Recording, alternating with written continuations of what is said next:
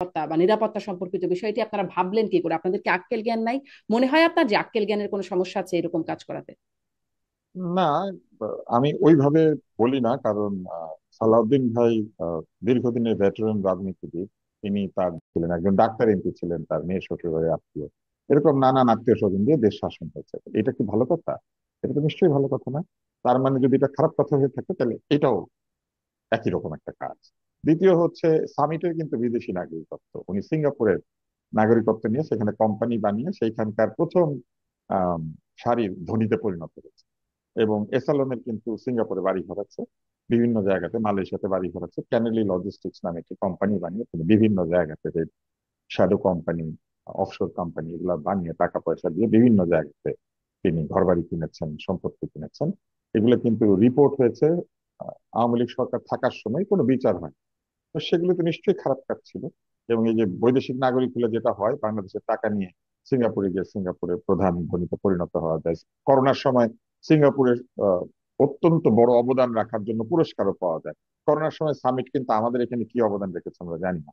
এখন আমি এই কথাগুলো এই জন্য বলছি যে শেখ হাসিনার। আমি একটু এখানে আরেকটু বুঝতে চাই আপনার কাছ থেকে, যে ধরেন ব্যবসায়ীদের বিদেশি নাগরিকত্ব থাকতে পারে বা সাধারণ XYZ এর বিদেশি নাগরিকত্ব না, থাকতে পারে, বিদেশি কিন্তু নাগরিকত্ব যে কারো থাকতে পারে, থাকতে পারে। বিভিন্ন কারণে মানে থাকতে আমার পারে। প্রশ্নটা এখানে, যেটা আসলে আইন এমনি আছে বা নিয়ম নীতির যেই বিষয়টা বলা হচ্ছে, যে বিদেশি নাগরিক কি করে হয়ে যান জাতীয় নিরাপত্তা উপদেষ্টা বা সরকারের গুরুত্বপূর্ণ অবস্থায়। এইখানে আমার কাছে যেটা ভ্যালিড প্রশ্ন মনে হয়, সেটি হচ্ছে যে সকল দপ্তরে বা সকল জায়গাতে বিদেশি নাগরিক নিয়োগ করাটা আসলে বুদ্ধিমানের কাজ নয়। কেন? কারণ কিছু জায়গা আছে সেন্সিটিভ।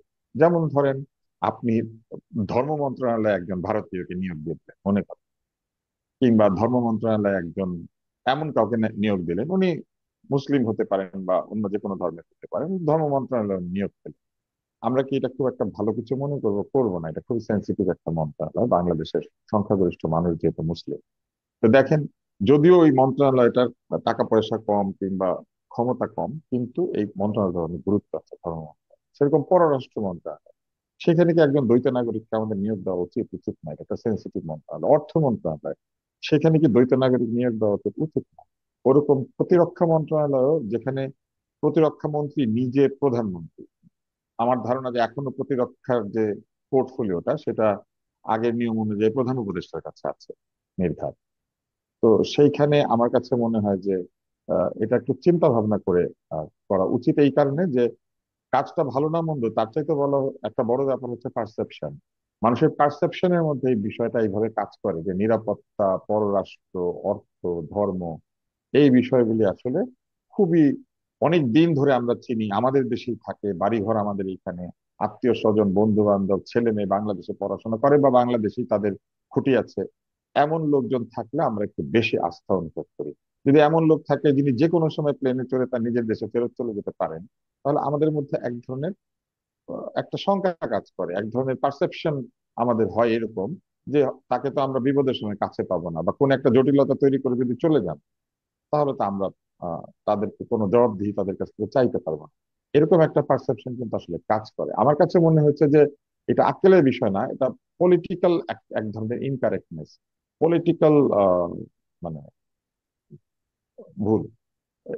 জি, নিশ্চয়ই আপনি এটাকে বিদেশি পলিটিক্যাল নাগরিক, ভুল মনে করছেন? বিদেশি নাগরিক হ্যাঁ। হিসেবে বিদেশি নাগরিক হিসেবে অনেকেই হয়তো যোগ্য থাকতে পারে, কিন্তু এই কথাও কি ঠিক যে আমরা মেনে নিব যে বাংলাদেশে উপদেষ্টা হওয়ার মতো কোনো ব্যক্তি জীবিত নাই, বাংলাদেশে এই পদটা নেওয়ার মতো, বা আরো কিছু গুরুত্বপূর্ণ পদ যেগুলি বিদেশি নাগরিকদের হাতে আছে, এমনকি কিছু কমিশনের চেয়ারম্যান যারা বিদেশি নাগরিক, এই চেয়ারম্যান হওয়ার মতো আর এই 16 কোটি মানুষের দেশে কোনো উপযুক্ত লোক নাই? সকলকে উড়িয়ে আনতে হলো, মানে যে দেশে কিনা মানে কোনো ফেরেশতা নাই, সেই জি। দেশে কোনো জি, উপযুক্ত আপনি লোকও নাই। বলছেন এটা